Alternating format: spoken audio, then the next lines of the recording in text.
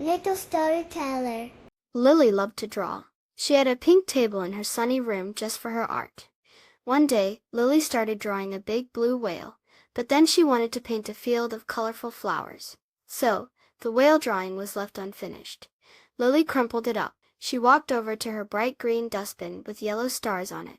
Rumble, rumble. The dustbin shook. Lily giggled. Silly dustbin, she said.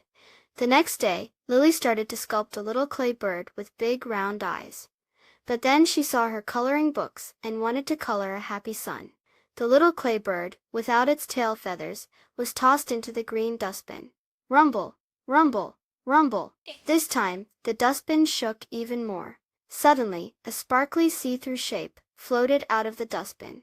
It looked like a little whirlwind with colorful paint swirls inside. It had big, kind eyes.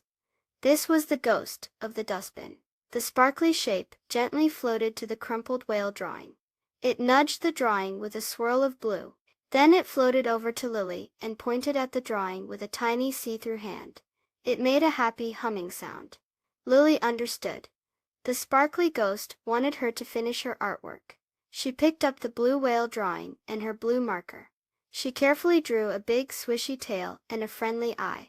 The sparkly ghost made happy little whirls. Next, Lily found the little clay bird without a tail. She took some more clay and gently added 2 small tail feathers. The sparkly ghost clapped its see-through hands. From that day on, Lily always tried her best to finish her art projects.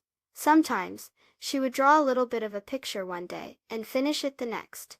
The green dustbin with yellow stars never rumbled loudly again. The sparkly ghost would just give a little happy wiggle when Lily showed it her finished drawings and sculptures. Lily learned that it feels good to finish what you start. Please subscribe. Thank you.